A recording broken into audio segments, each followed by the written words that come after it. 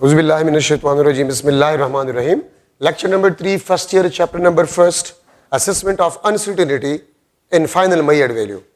Assessment of uncertainty in final Maillard value का मतलब ये है कि आप फाइनल Maillard value में टोटल अनसर्टेनिटी किस तरह मालूम करेंगे, रूल्स क्या है, उस रूल्स को हम पढ़ रहे हैं.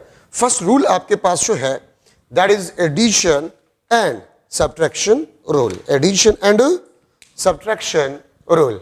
याद रखिए, हम सेम फिजिकल क्वांटिटीज को ऐड या सब्ट्रैक्ट कर सकते हैं. मास को आप मास के साथ ऐड कर सकते हैं, टाइम को आप टाइम के साथ ऐड कर सकते हैं, लेंथ को आप लेंथ के साथ ऐड कर सकते हैं.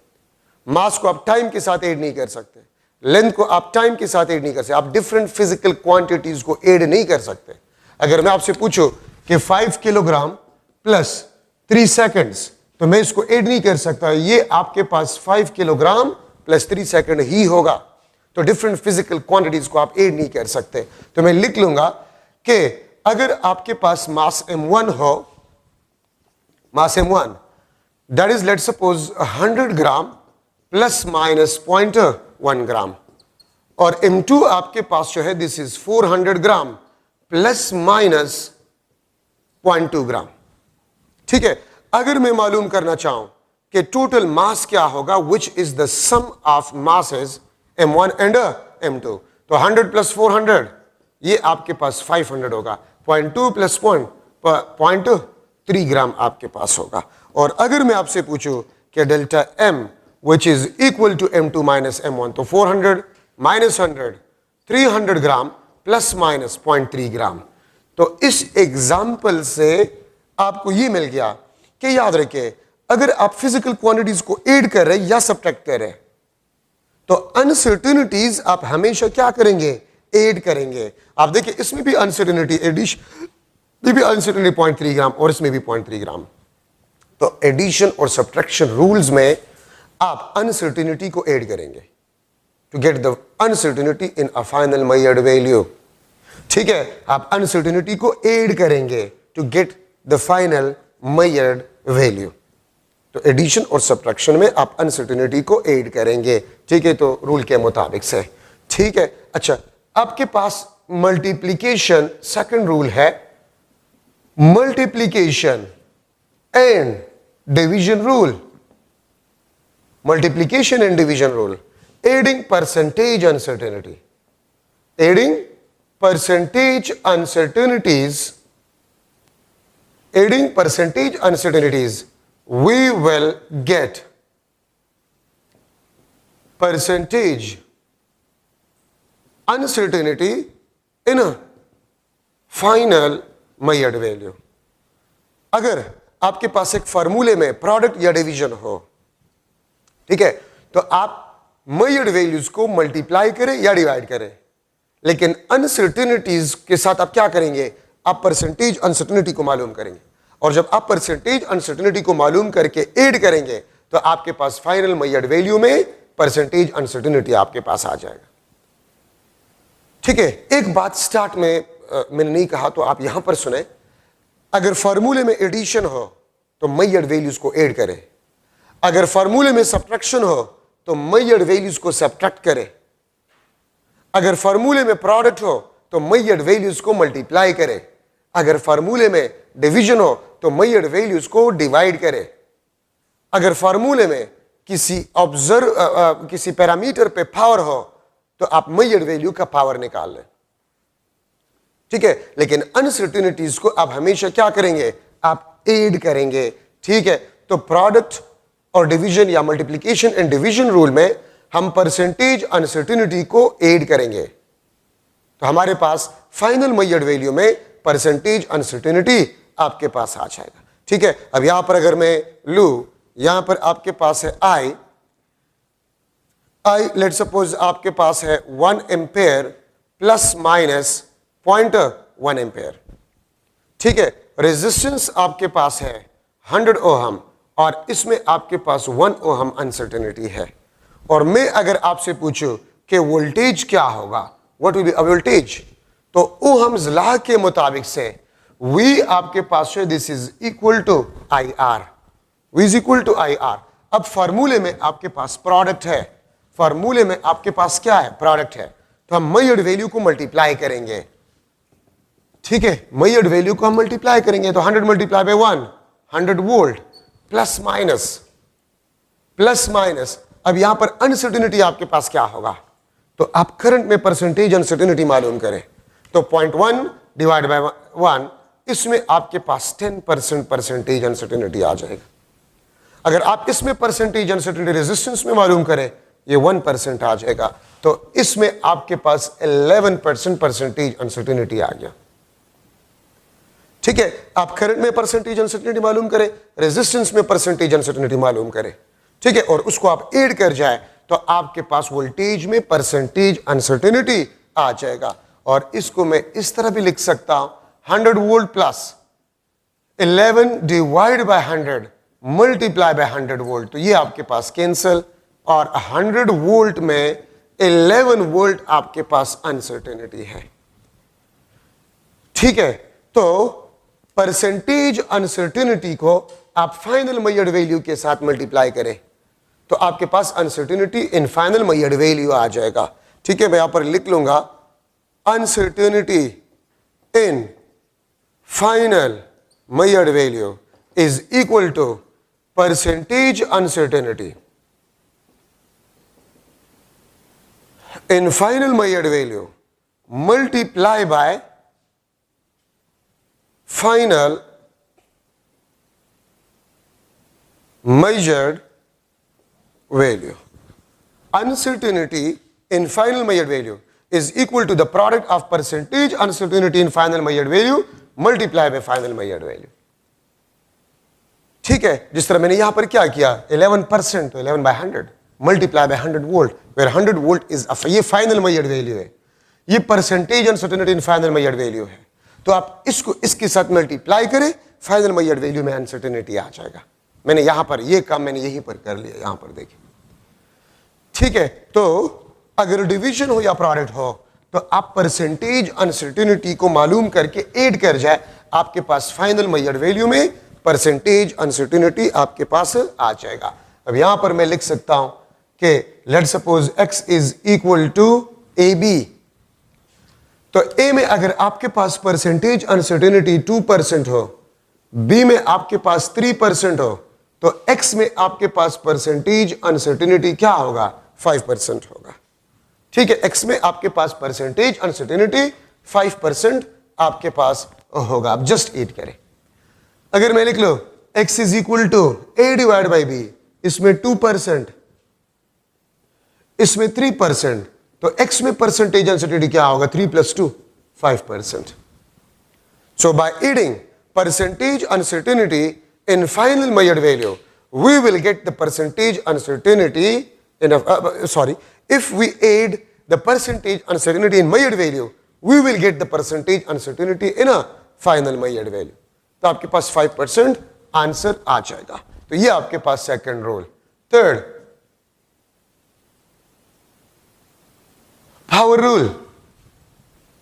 ठीक है, मैं अगर पावर को मल्टीप्लाई करूं परसेंटेज अनसर्टेनिटी के साथ, ठीक है, इन मेजर्ड वैल्यू में परसेंटेज अनसर्टेनिटी के साथ अगर मैं पावर मल्टीप्लाई करूं तो हमारे पास आ जाएगा percentage uncertainty in final measured value. ठीक है, तो आपके पास आ जाएगा percentage uncertainty in final measured value. ठीक है, मतलब क्या है इसका? अगर कोई फार्मूला है और उस फार्मूले में किसी पैरामीटर पे पावर हो और उस मेजर्ड वैल्यू में आपको परसेंटेज अनसर्टेनिटी गिवन हो, तो आप पावर को उठाकर परसेंटेज अनसर्टेनिटी के साथ मल्टीप्लाई करें। किस तरह? मैं एक एग्जांपल आपको दे देता हूं। अब देखिए, area is equal to 4πr²। अगर r में आपके पास परसेंटेज अनसर्टेनिटी 2% हो, बल्कि मैं 3% लिख लेता हूं। ठीक है, अगर रेडियस ऑफ स्फीयर, ये आपके पास रेडियस ऑफ स्फीयर है, रेडियस ऑफ स्फीयर, तो रेडियस ऑफ स्फीयर में अगर 3% परसेंटेज अनसर्टेनिटी हो तो एरिया में क्या होगा? What will be the percentage uncertainty in area? तो r के ऊपर पावर क्या है? 2, तो 2 मल्टीप्लाई बाय 3%, ये क्या बन जाएगा आपके पास 6%। तो 6% is the percentage uncertainty in a area of a sphere. तो रेडियस ऑफ स्फीयर में अगर परसेंटेज अनसर्टेनिटी 3% हो, एरिया में आपके पास क्या होगा 6% होगा। तो r का पावर 2 है, पावर को उठाकर परसेंटेज अनसर्टेनिटी ऑफ रेडियस के साथ मल्टीप्लाई करें, आपके पास एरिया में टोटल परसेंटेज अनसर्टेनिटी आपके पास आ जाएगा। ठीक है, तो ये आपके पास जो है पावर रूल। ठीक है, अगर मैं आपसे पूछूं रेडियस ऑफ स्फीयर में 3% परसेंटेज अनसर्टेनिटी है, वॉल्यूम ऑफ स्फीयर में क्या होगा? ये volume of sphere 4/3 pi r cube. तो अब r पे 3 पावर है, ठीक है, और रेडियस में वही मैं ले रहा हूं 3% परसेंटेज अनसर्टेनिटी है, तो वॉल्यूम में कितना होगा? तो वहां पर 3 पावर है, तो 3 मल्टीप्लाई बाय 3%, ये आपके पास 9% वॉल्यूम में आ जाएगा। ठीक है, तो वॉल्यूम ऑफ स्फीयर में परसेंटेज अनसर्टेनिटी आपके पास 9% होगा। तो ये आपके पास पावर रूल है। अगर मैं लिख लो एक MCQ में लिख लो x is equal to AB cube divide by C। A में 2% परसेंटेज अनसर्टेनिटी है, B में 3% परसेंटेज अनसर्टेनिटी, बल्कि मैं 1% लिख लेता हूं इसमें। ठीक है, और C में 3% में ले लेता हूं। तो आप ये बताएं the percentage uncertainty in x will be equal to dash. ठीक है, x में परसेंटेज अनसर्टेनिटी आपके पास क्या होगा? ठीक है, तो आपके पास 6%, बी ऑप्शन आपके पास जो है 3%, सी ऑप्शन आपके पास जो है 8%, और डी आपके पास जो है दैट इज 1%। तो आंसर आपके पास क्या? ये देखिए, ए में 2% है, तो 2% प्लस बी में कितने 1, लेकिन बी का पावर क्या है 3, तो 3 मल्टीप्लाई बाय 1% प्लस 3%। इसको ऐड करें तो 3 + 3 6, 6 + 2 8% आपके पास परसेंटेज अनसर्टेनिटी है। ठीक है, इस x में से। दूसरा क्वेश्चन में आपसे यह भी पूछ सकता हूं MCQ कि what will be percentage uncertainty in density of cube where percentage uncertainty in length is 2% and in mass 4%। ठीक है, आप थोड़ा सा इस क्वेश्चन को देख लें। क्वेश्चन आपसे ये पूछ रहा है what will be the percentage uncertainty in density of cube where percentage uncertainty in length is 2% and in mass is 4%। तो मैं ए ऑप्शन लिख लेता हूं। ठीक है, ए ऑप्शन में लिख लेता हूं। डेंसिटी में आपसे यस, डेंसिटी में हमसे पूछा गया है। ठीक है, तो आपके पास बन जाता है A option 6%, B option 10%, C option आपके पास 12%, डी ऑप्शन आपके पास जो है दैट इज 8%। ठीक है, तो आप फर्स्ट ऑफ ऑल देखिए बॉडी क्या है, क्यूब है, तो क्यूब का जो डेंसिटी आपके पास होते हैं मास पर यूनिट वॉल्यूम। डेंसिटी का फार्मूला क्या होता है? मास पर यूनिट वॉल्यूम। और वॉल्यूम ऑफ अ क्यूब आपके पास क्या होता है? L cube. Volume of a cube L cube, तो मास में 4%। अगर आप देखिए मास में 4% गिवन है दिस वन। लेंथ में कितने है? 2%। लेंथ में आपके पास 2% है। ठीक है, और पावर क्या है? 3 है, तो 3 2 6% प्लस 4%, ये आपके पास क्या बन जाएगा? 10% आपके पास है। This is the answer. तो यहां पर हमने डिवीजन और product rule, density of A cube is mass per unit volume, और वॉल्यूम आपके पास एल क्यूब के बराबर होता है। मास में 4% परसेंटेज अनसर्टेनिटी है, और लेंथ में आपके पास क्या है? 2% है, लेकिन लेंथ पे क्यूब है, 3 पावर है, तो 3 2 6, 6 + 4 10% आपके पास जो है percentage uncertainty in a density आपके पास होगा। ठीक है, यहां पर अगर मैं देखिए, आपको कंफ्यूज किया जा सकता है, मास में भी परसेंटेज अनसर्टेनिटी गिवन है, लेंथ में भी गिवन है। ठीक है, what will the percentage uncertainty, मैं अगर डेंसिटी के बजाय वॉल्यूम लिख लो, वॉल्यूम, ठीक है, अगर आप वॉल्यूम लिख लें तो फिर आंसर क्या होगा? तो देखिए, ये मास फिर फजूल है, इसको आपने इस्तेमाल नहीं करना है। लेंथ में 2% है और वॉल्यूम में लेंथ का पावर 3 होता है, तो 3 2 जा, फिर आपके पास अगर आप वॉल्यूम में मालूम कर रहे हैं, ठीक है, परसेंटेज अनसर्टेनिटी, तो वॉल्यूम में फिर आपके पास क्या होगा? 6% होगा। फिर ये आपके पास आंसर होगा, ये वॉल्यूम में और ये आपके पास डेंसिटी में। ठीक है, क्यों? अब आपके ज़हन में आ गया कि मास भी तो गिवन है, तो मास गिवन है, फजूल गिवन है ना। याद रखिए, कुछ एमसीक्यूज में डेटा आपके पास होते हैं, वो फजूल गिवन होता है, यूज नहीं होता। अगर आपको ये डेटा गिवन है और आपसे पूछ रहे कि वॉल्यूम में परसेंटेज अनसर्टेनिटी क्या होगा, तो वो 6% आपके पास हो। आपके पास क्या होगा? 6% आपके पास वॉल्यूम में होगा और 10% आपके पास डेंसिटी में होगा। ठीक है, एक थर्ड एमसीक्यू मैं लिख लेता हूं, रेडियस ऑफ स्फीयर is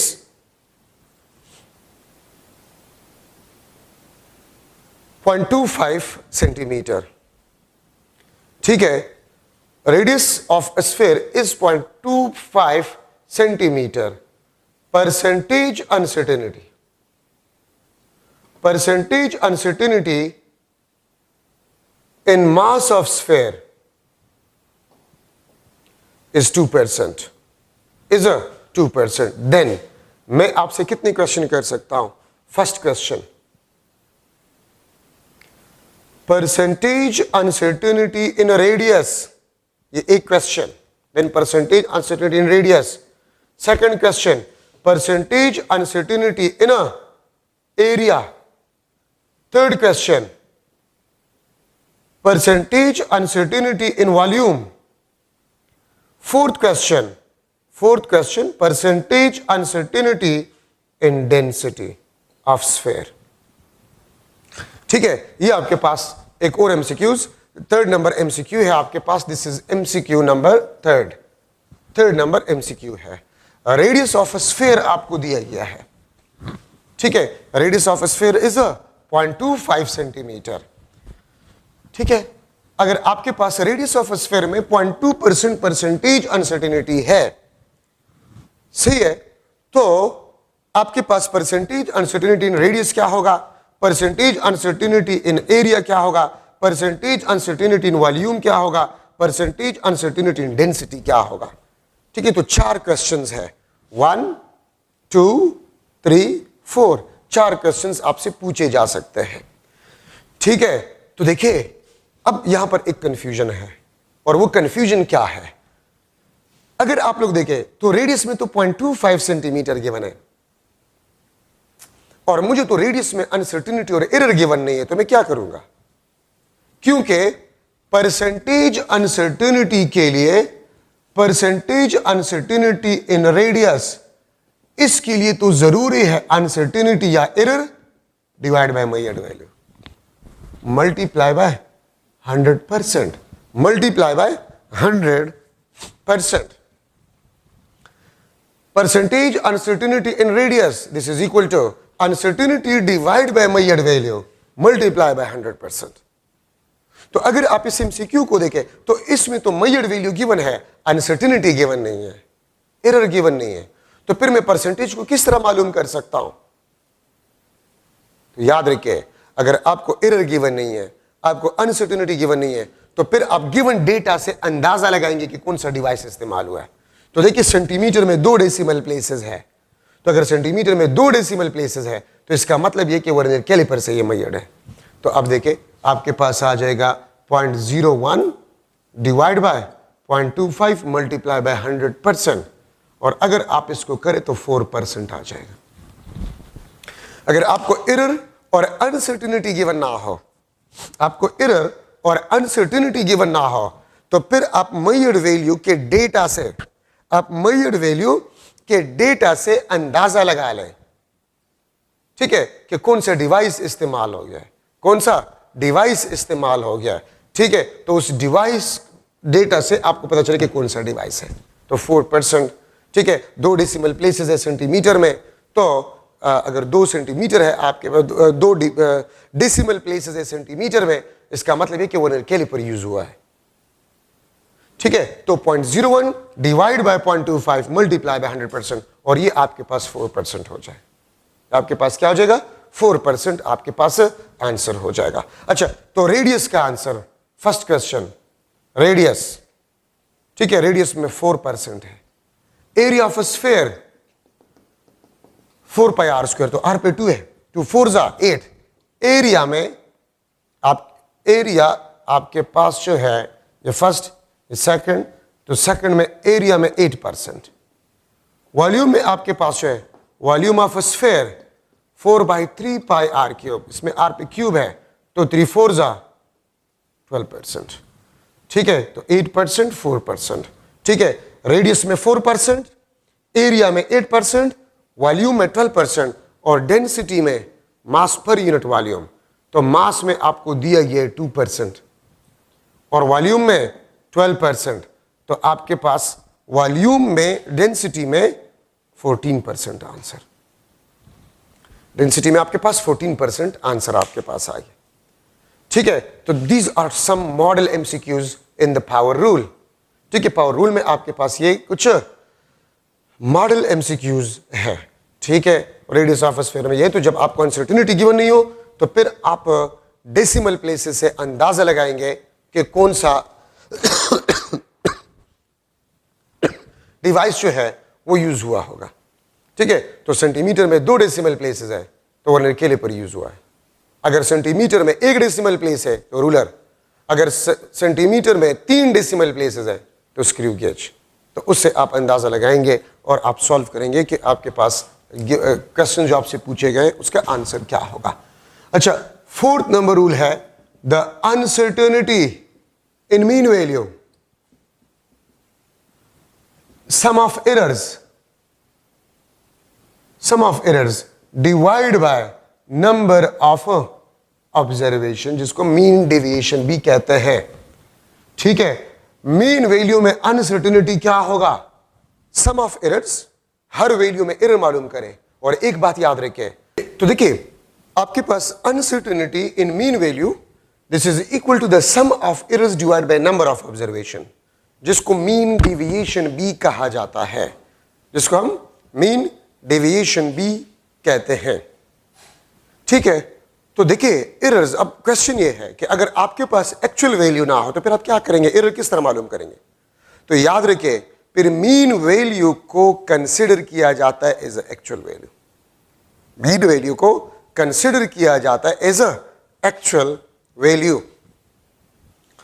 ठीक है। और मीन वैल्यू आप किस तरह निकालते हैं? The sum of measured value divide by number of observation, इसको मीन वैल्यू कहते हैं।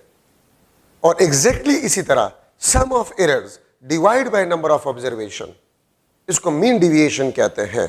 तो मीन वैल्यू में एरर इस तरह मालूम किया जाता है। बाकी इसमें कोई खास एमसीक्यू पॉइंट नहीं है, बस सिर्फ ये बात याद रखें कि sum of errors divide by number of observations, ठीक है। मीन डेविएशन, ये मीन वैल्यू में आपके पास जो है एरर होगा। अच्छा, the last rule, 5th rule आपके पास जो है the uncertainty in timing experiment, the uncertainty in timing experiment, ठीक है। टाइमिंग एक्सपेरिमेंट में आपने अनसर्टेनिटी को किस तरह मालूम करना होगा? तो आपका बुक लिखता है the uncertainty divide by number of observation, ठीक है, नंबर ऑफ ऑब्जर्वेशन, ठीक है। तो नंबर ऑफ वाइब्रेशन यहां पर लिखा गया है, नंबर ऑफ वाइब्रेशंस, ठीक है। ये आपको टाइमिंग एक्सपेरिमेंट में अनसर्टेनिटी के बारे में बताता है। अब इसको समझने के लिए एक एग्जांपल लेते हैं। लेट सपोज सिंपल पेंडुलम है और इसके 100 नंबर ऑफ वाइब्रेशन, मैं इसको लिख लेता हूं, this is the number of vibrations, 100 number of vibrations है, ठीक है। और हम एक stop watch, least count of stop watch, least count of stop watch हम 1 सेकंड ले रहे हैं।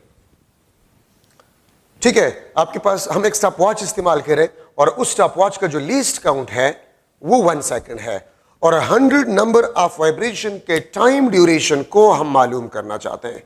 ठीक है, और लेट हमारे पास सिंपल पेंडुलम के 100 नंबर ऑफ वाइब्रेशन का टाइम ड्यूरेशन हम मालूम करें तो ये आपके पास लेट सपोज 100 सेकंड आया। मैंने अपने आप से वैल्यू लिख लिया है। ठीक है, और मैंने स्टॉप वॉच को एक दफा इस्तेमाल किया तो 1 सेकंड आपके पास अनसर्टिनिटी होगा इन ए टोटल टाइम। मैंने स्टॉप वॉच इस्तेमाल किया जिसका लिस्ट काउंट 1 सेकंड था, 100 नंबर ऑफ वाइब्रेशन का टाइम ड्यूरेशन मैंने मेजर किया और स्टॉप वॉच से आया 100 नंबर ऑफ वाइब्रेशन का टाइम आया 100 second plus minus 1 second. This 1 second is the uncertainty in a total time 100 second. ठीक है, अब अगर मैं आपसे पूछूं कि टाइम पीरियड, ठीक है, टाइम पीरियड आपके पास क्या होगा, तो टाइम पीरियड का फार्मूला ये है कि आप क्या करें, टोटल टाइम को नंबर ऑफ वाइब्रेशन पे डिवाइड करें। टोटल टाइम को नंबर ऑफ वाइब्रेशन पे डिवाइड करें। तो अगर आपने टोटल टाइम को नंबर ऑफ वाइब्रेशन पे डिवाइड किया तो आप अनसर्टेनिटी को भी नंबर ऑफ वाइब्रेशन पे डिवाइड करें। ठीक है, आप क्या करें, आप लोग अगर टोटल टाइम को नंबर ऑफ वाइब्रेशन पे डिवाइड करें तो उस टोटल टाइम में अनसर्टेनिटी को भी आप नंबर ऑफ वाइब्रेशन पे डिवाइड करें तो आपके पास टाइम पीरियड आ जाएगा। तो देखिए ये रूल हमें क्या सिखा रहा है, तो गौर से आप लोग सुने। ये रूल हमें ये सिखा रहा है कि आपने एक वैल्यू मेजर किया विद अनसर्टेनिटी। जरूरी नहीं कि आपके पास वाइब्रेशन या सिंपल पेंडुलम या मास कोई और वैल्यू भी आपको दिया जा सकता है विद अनसर्टेनिटी। आपने एक वैल्यू मेजर किया विद अनसर्टेनिटी। अब इस वैल्यू से आप एक दूसरा वैल्यू निकालना चाहते हैं by dividing some number, by dividing some number, तो अनसर्टेनिटी को भी उसी नंबर पे डिवाइड करो। अगर आप इस मेजर्ड वैल्यू से कोई दूसरा वैल्यू निकालना चाहते हैं बाय डिवाइडिंग सम नंबर, तो अनसर्टेनिटी को भी उसी नंबर पे डिवाइड करो। यहां पर अगर आप एक मेजर्ड वैल्यू से कोई दूसरा वैल्यू निकालना चाहते हैं बाय मल्टीप्लाइंग नंबर, तो अनसर्टेनिटी को भी उसी नंबर से मल्टीप्लाई करें। तो अगर आपने मेजर्ड वैल्यू को डिवाइड किया किसी नंबर से तो अनसर्टेनिटी को भी उसी नंबर से डिवाइड करें। अगर आपने एक मेजर्ड वैल्यू को मल्टीप्लाई किया किसी नंबर के साथ तो अनसर्टेनिटी को भी उसी नंबर के साथ मल्टीप्लाई करें। ये रूल आपको ये सिखा रहा है बेसिकली। ठीक है, तो मैं यहां पर टाइम पीरियड को अगर लिख लो तो 100 divide by 100 1 second plus minus 0.01 second. तो देखिए 1 सेकंड में 100 सेकंड में 1 सेकंड अनसर्टेनिटी है। ठीक है, तो जो कि 100 नंबर ऑफ वाइब्रेशन का टाइम ड्यूरेशन है, तो एक वाइब्रेशन के टाइम ड्यूरेशन में अनसर्टेनिटी क्या होगा, तो 1 वाइब्रेशन का टाइम ड्यूरेशन 1 सेकंड है और उसमें अनसर्टेनिटी 0.01 सेकंड है। ठीक है, अब अगर मैं आप लोगों से पूछ लूं कि यार 10 वाइब्रेशन में अनसर्टेनिटी क्या होगा, अगर मैं लिख लो कि the time of 100 vibration, sorry 10 vibration मैं ले लेता हूं। ठीक है, the time of 10 vibrations, the time of 10 vibration, तो आप क्या करेंगे, आप 10 मल्टीप्लाई करें इस साइड पे भी और इस साइड पे भी, 10 multiply by 1 second plus minus 10 multiply by 0.01 second. ठीक है, मैंने आपको स्टार्ट में बताया कि आपको जो तरीका सिखाया जा रहा है कि आपने एक वैल्यू मेजर किया, आप उससे कोई दूसरा वैल्यू आप निकालना चाहते हैं बाय मल्टीप्लाइंग अ नंबर। ठीक है, तो आप दोनों साइड पे नंबर को मल्टीप्लाई करें। ये 10 टाइम का 10t का आपके पास 10 सेकंड टाइम आ जाएगा और 0.1 सेकंड आपके पास अनसर्टेनिटी आ जाएगा।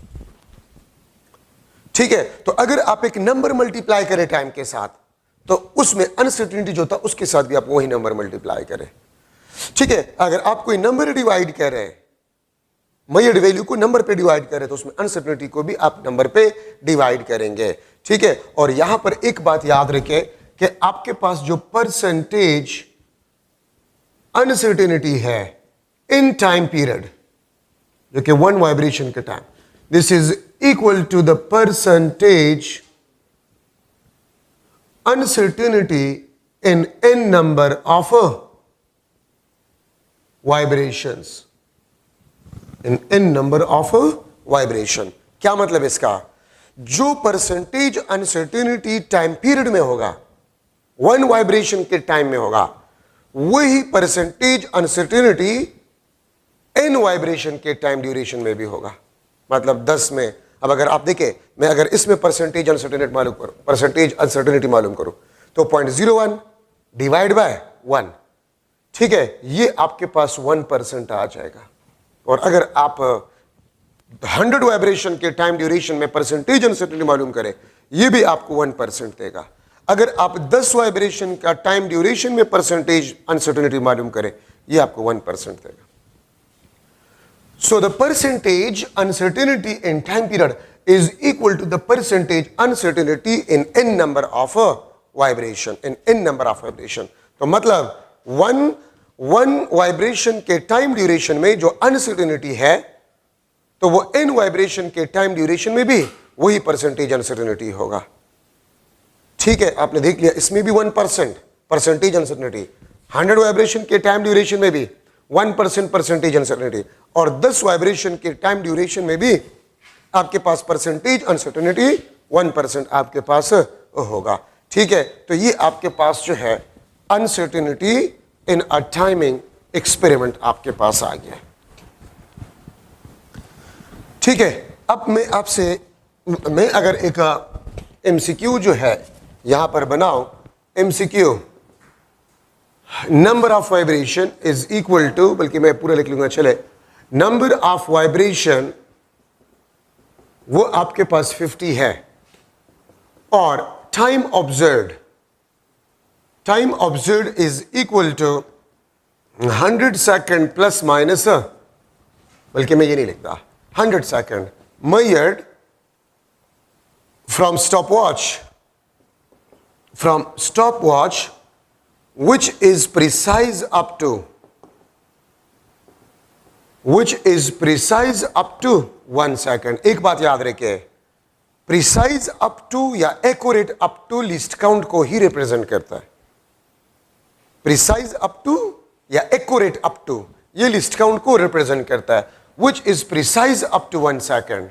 देन मैं आपसे देखिए कितनी क्वेश्चन कर सकता हूं। नंबर first, uncertainty in time will be equal to dash. Second question, uncertainty in time period,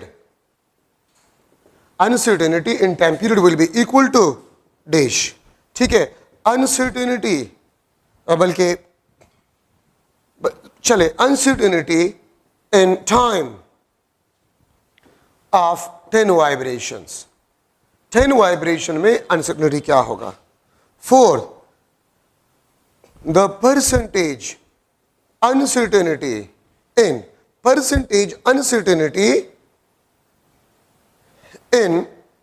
time period में आपके पास परसेंटेज अनसर्टेनिटी क्या होगा।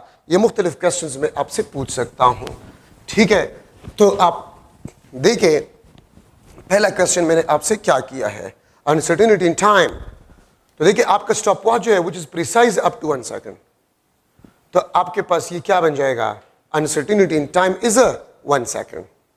अनसर्टेनिटी इन टाइम पीरियड, तो देखिए 50 वाइब्रेशन है आपके पास, तो मैं लिख लूंगा t is equal to 100 second plus minus 1 second. ये आपके पास 50 नंबर ऑफ वाइब्रेशन का टाइम ड्यूरेशन है। अगर मैं टाइम पीरियड मालूम करना चाहता हूं तो 100 सेकेंड को भी 50 पे डिवाइड करें और 1 सेकेंड को भी 50 पे डिवाइड करें। तो टाइम पीरियड आपके पास 2 सेकेंड प्लस माइनस 0.2 सेकेंड। ठीक है, आपके पास 1 तो 100.02 सेकेंड आते हैं मेरे ख्याल में।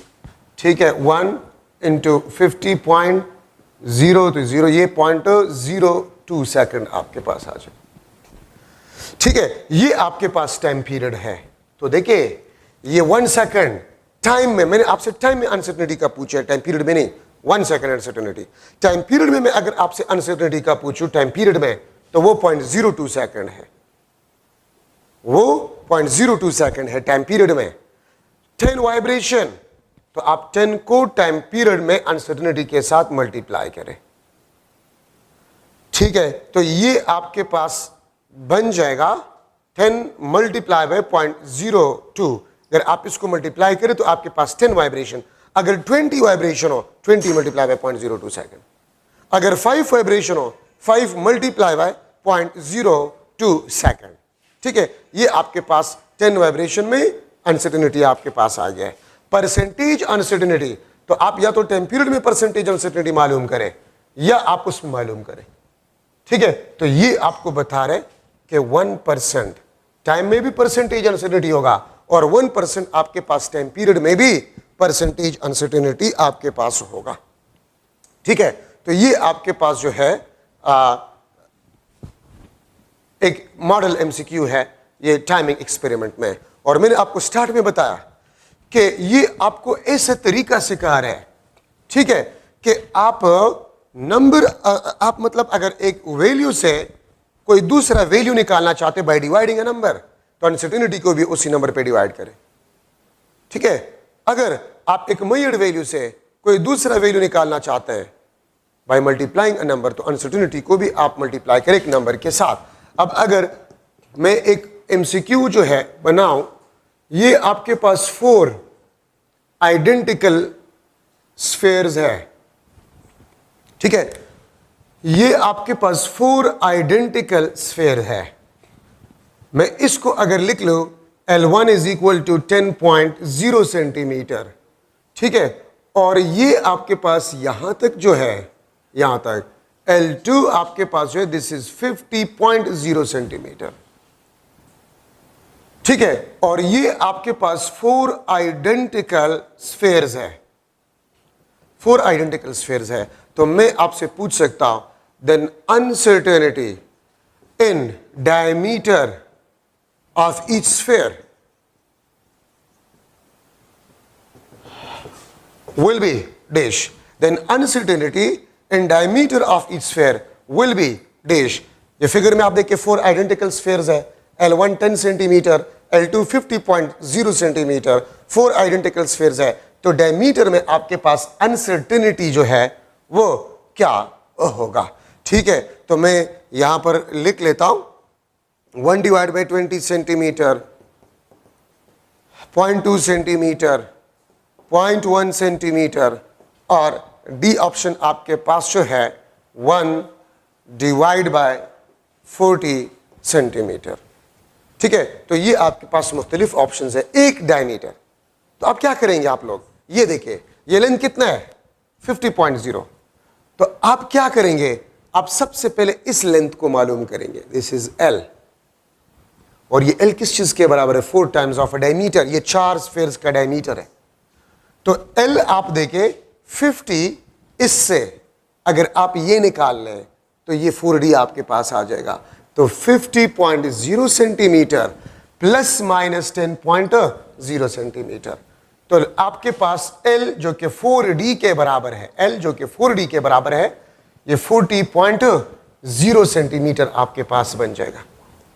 अब अगर ये 40.0 सेंटीमीटर बन गया, इसमें अनसर्टेनिटी क्या होगा, इस 40 सेंटीमीटर में अनसर्टेनिटी जो है वो क्या होगी, ये माइनस है 50 माइनस 10, तो 40 आपके पास आ गया। अब इस 40 सेंटीमीटर में अनसर्टेनिटी क्या होगा, तो देखिए हमने L2 और L1 को सब्ट्रैक्ट किया, और एडिशन और सब्ट्रैक्शन रूल में हमने क्या पढ़ा कि अनसर्टेनिटी को हम ऐड करते हैं। तो अगर आपको इसमें अनसर्टेनिटी गिवन ना हो तो इस डेसिमल प्लेस से आप अंदाजा लगा सकते हैं कि इसमें अनसर्टेनिटी आपके पास क्या है 0.1 सेंटीमीटर, रूलर से यूज किया गया है। अगर इसमें अनसर्टेनिटी गिवन नहीं है तो प्लस माइनस 0.1 सेंटीमीटर, और हमने 50 माइनस 10 40, तो 0.1 और 0.1 ऐड करें 0.2 centimetre, because uncertainty is always added. ठीक है, अब मैं डायमीटर मालूम करना चाहता हूं, तो 40.0 सेंटीमीटर को भी 4 पे डिवाइड करें और 0.2 सेंटीमीटर को भी आप 4 पे डिवाइड करें, 0.2 को भी आप 4 पे डिवाइड करें। ठीक है, तो ये आपके पास डायमीटर में, डायमीटर आ गया 10.0 centimetre plus minus 1 divide by 20 centimetre, तो डायमीटर में 1 डिवाइड बाय 20 सेंटीमीटर अनसर्टेनिटी है। और अगर मैं आपसे ये पूछूं कि रेडियस में अनसर्टेनिटी क्या होगा, रेडियस में, तो इसको फर्दर हाफ करें, क्योंकि डायमीटर आपके पास किस रेडियस आपके पास किस चीज के बराबर होता है, d/2, तो ±1 डिवाइड बाई 20 सेंटीमीटर, ठीक है, डिवाइड बाय 2, ठीक है, ये आपके पास रेडियस में अनसर्टेनिटी आ जाएगा। तो देखिए अब ये तो वाइब्रेशन वाली बात नहीं है, मैंने कहा ये L2 है, ये L1 है। मैंने आपसे क्वेश्चन पूछा है कि ईच स्फीयर के डायमीटर में अनसर्टेनिटी क्या होगा, ठीक है, तो आप इस लेंथ से इसको सब्ट्रैक्ट करेंगे, आपके पास ये आ जाएगा 4D, ठीक है, और फिर 4 पे डिवाइड करें तो आपके पास डायमीटर आ जाएगा। और अनसर्टेनिटी किस तरह कैलकुलेट किया जाता है वो मैंने कैलकुलेट कर लिया, ठीक है। तो मैं लास्ट में फिर यही बात आपको बता रहा हूं कि टाइमिंग एक्सपेरिमेंट आपको ये बता रहा है कि अगर आप एक मेजर्ड वैल्यू से कोई दूसरा वैल्यू निकाल रहे हैं बाय डिवाइडिंग सम नंबर, तो अनसर्टेनिटी को भी उसी नंबर पे डिवाइड करो। अगर आप एक नंबर को मल्टीप्लाई करें तो अनसर्टेनिटी को भी नंबर से मल्टीप्लाई करें। ये आपको बेसिकली ये रूल सिखा रहा है, ठीक है। तो ये आपके पास एक मॉडल एमसीक्यू जो कि टाइमिंग एक्सपेरिमेंट पे ही बना हुआ है। सो ये आपके पास assessment of uncertainty in final measured value. आप एमसीक्यूज ट्राई करें, इंशाल्लाह आपको कोई प्रॉब्लम नहीं होगा, ठीक है। अच्छा, अब यहां पर हम स्टार्ट करें प्रिसीजन। प्रिसीजन का मतलब होता है द कंसिस्टेंसी और क्लोजनेस बिटवीन मेजर्ड वैल्यूज, ठीक है। और हम लिख सकते हैं the magnitude of error in measured value. The magnitude of error in measured value, इसको भी हम प्रिसीजन कहते हैं। कंसिस्टेंसी या क्लोजनेस, यहां पर मैं लिख लेता हूं आसानी के लिए, ऐसा कोई रिलेशन नहीं है लेकिन स्टूडेंट्स के आसानी के लिए मैं लिख रहा हूं। Precision is inversely proportional to the least count of a device, to the least count of a device. Precision is inversely proportional to the least count of a device. अगर लीस्ट काउंट कम है precision ज्यादा होगा। अब मेरे पास ruler है, vernier calliper है, स्क्रू गेज है, तो इसमें प्रिसीजन कौन किसका ज्यादा होगा? स्क्रू गेज का प्रिसीजन ज्यादा है। और अगर ruler, vernier calliper, screw gauge और माइकलसन इंटरफेरोमीटर, तो माइकलसन इंटरफेरोमीटर का प्रिसीजन सबसे ज्यादा है क्योंकि वो विजिबल लाइट के वेवलेंथ को भी मेजर कर सकता है। तो magnitude of error and the consistency और क्लोजनेस बिटवीन मेजर्ड वैल्यू, ठीक है। Precision is inversely proportional to the least count. तो अगर आपको मुख्तलिफ डिवाइसेस गिवन है, कौन सा ज्यादा प्रिसाइज है जिसका लिस्ट काउंट कम होगा। और एक और important relation, precision is directly proportional to the number of decimal places. आप देखें ना, 0.1 centimetre, 0.01 centimetre, 0.001 centimetre, so this is more precise, this is a more precise। ये आपके पास लेस प्रिसाइज है, ठीक है। तो मेजर्ड वैल्यूज में आप देखेंगे कि जितने करीब होंगे मेजर्ड वैल्यूज उसका प्रिसीजन उतना ही ज्यादा होगा। अगर मैं लूं ए ऑब्जर्वेशन 5.2 सेंटीमीटर, 6.1 सेंटीमीटर, ठीक है, 4.8 सेंटीमीटर। दूसरे ऑब्जर्वेशन है बी 6.2 सेंटीमीटर, 6.1 सेंटीमीटर, 6.3 सेंटीमीटर। तो आप अगर डिफरेंस निकाल, लेकिन इसमें डिफरेंस ज्यादा है, इन वैल्यूज में डिफरेंस ज्यादा है, लेस प्रिसाइज। इसमें डिफरेंस कम है, मोर प्रिसाइज, मोर प्रिसाइज आपके पास है। तो कंसिस्टेंसी को हम देखते हैं, आप जो वैल्यूज एक दूसरे के ज्यादा करीब है, डिफरेंस उसमें कम है, कंसिस्टेंसी ज्यादा है, क्लोजनेस ज्यादा है, इसका मतलब प्रिसीजन ज्यादा है। तो जो वैल्यूज बहुत ज्यादा करीब हो, डिफरेंसेस कम हो, मोर प्रिसाइज, डिफरेंसेस ज्यादा हो, लेस प्रिसाइज, ठीक है।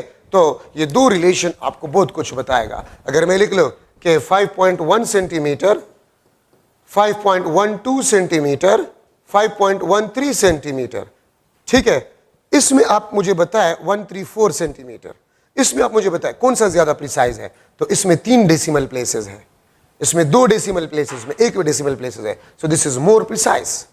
तो नंबर ऑफ डेसिमल प्लेसेस अगर ज्यादा है तो प्रिसीजन ज्यादा होगा, नंबर ऑफ डेसिमल प्लेसेस अगर कम है तो प्रिसीजन कम होगा, ठीक है। तो प्रिसीजन आपके पास जो है मेजर्ड वैल्यू के दरमियान अगर डिफरेंसेस कम है प्रिसीजन ज्यादा होगा, और अगर मेजर्ड वैल्यूज के दरमियान डिफरेंसेस ज्यादा है तो प्रिसीजन कम होगा। ठीक है, ये बात याद रखिए। Accuracy the closeness of measured value with actual value. ठीक है, और इसका डेफिनेशन आपके पास ये भी है, the magnitude of relative error, the magnitude of relative error, इसको हम एक्यूरेसी कहते हैं। The magnitude of relative error is known as accuracy. देखिए, प्रिसीजन में हम मेजर्ड वैल्यूज के दरमियान क्लोजनेस देखते हैं, एक दूसरे मेजर्ड वैल्यूज के दरमियान हम क्लोजनेस देखते हैं, और एक्यूरेसी में हम मेजर्ड वैल्यू का क्लोजनेस एक्चुअल वैल्यू के साथ देखते हैं। ठीक है, देखिए प्रिसीजन में हम क्लोजनेस एक्चुअल का कोई जिक्र ही हम नहीं करते, अगर वैल्यूज एक्चुअल है या नहीं उससे हमारा कोई काम नहीं है, लेकिन एक दूसरे के साथ कितने क्लोज है मेजर्ड वैल्यू, वो प्रिसीजन कहलाता है। लेकिन एक्यूरेसी में मेजर्ड वैल्यू एक्चुअल वैल्यू के कितने करीब है उसको हम एक्यूरेसी कहते हैं। ठीक है, और यहां पर मैं लिख सकता हूं accuracy is inversely proportional to the relative error. ठीक है, या मैं इस तरह भी लिख सकता हूं accuracy is inversely proportional to error divide by measured value, या accuracy is directly proportional to the ratio of measured value and error. तो यहां पर मैं लिख सकता हूं this is directly proportional to the measured value, और मेजर्ड वैल्यू मैग्नीट्यूड होता है ना, तो accuracy is directly proportional to the magnitude. ठीक है, लेकिन इसके लिए if the error is kept constant.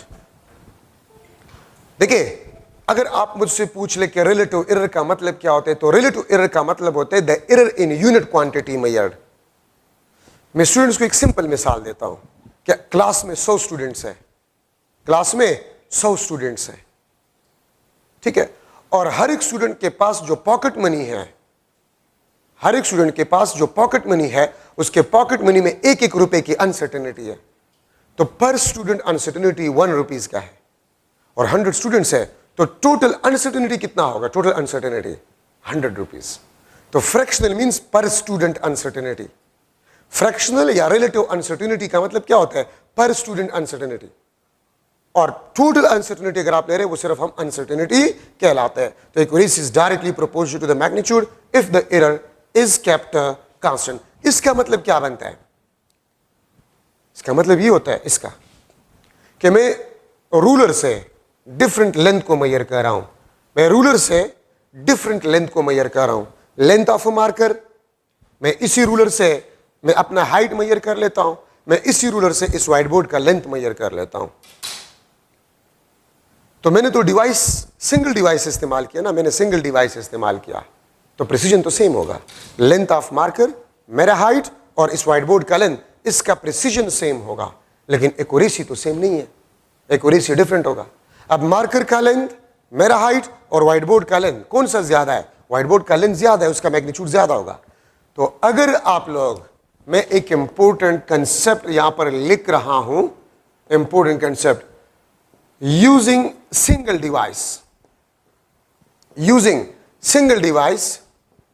to measure different magnitudes,